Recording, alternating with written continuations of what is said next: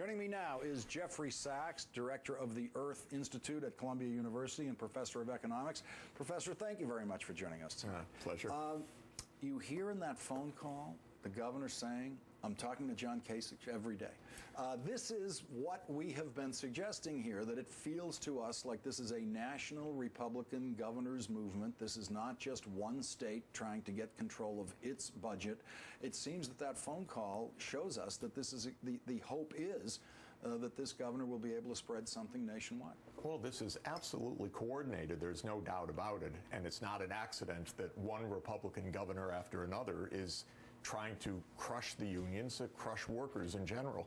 And what's astounding is we have the greatest inequality in income and wealth in the history of this country, and you have the billionaires going out to absolutely do the final deed of crushing workers to the maximum extent. It's amazing what's going on.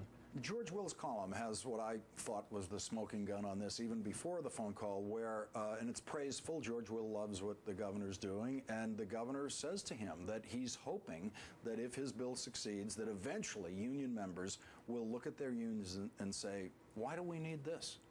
The reason they need it is that the wages have been going down while the income at the top has been soaring.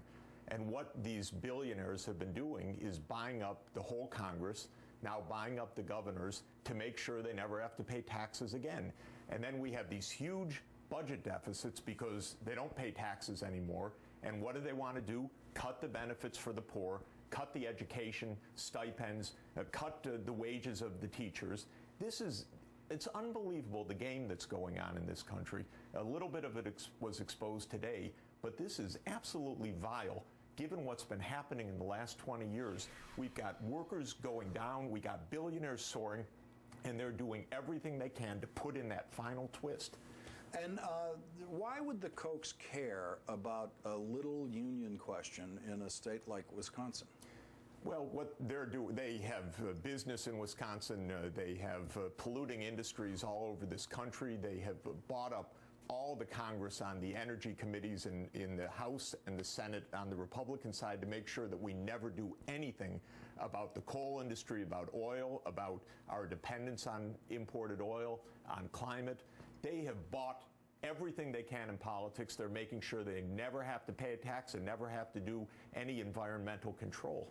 Would Ronald Reagan look at what's happening today and say, yes, Governor Walker is the inheritor of my spirit. This is the lesson I was trying to teach by firing air traffic controllers when they went on strike? He might. I mean, it is true that Reagan got a lot of this started, of this unbelievable surge of income and wealth inequality.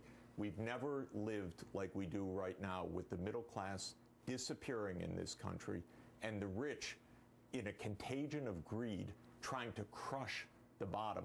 And I think Reagan did get that started. People revere him to this day in this country.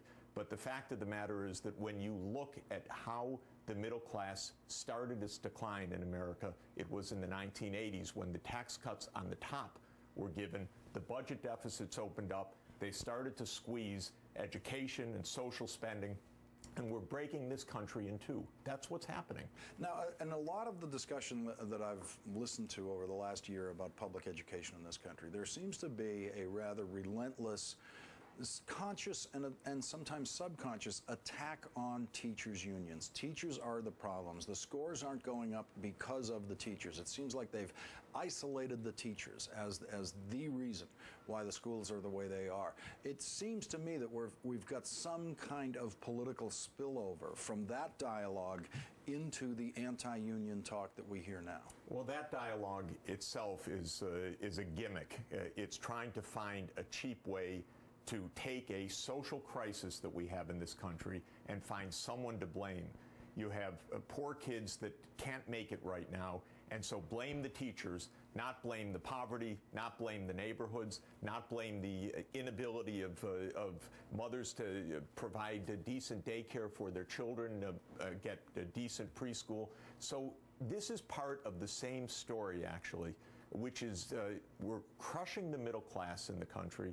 And then the rich, who want to pay no taxes, are doing everything they can to blame the poor. and it's out of control. It's spiraling out of control. And where is President Obama right now, frankly, when we need him to be defending the basic values of this country? We need to hear his voice.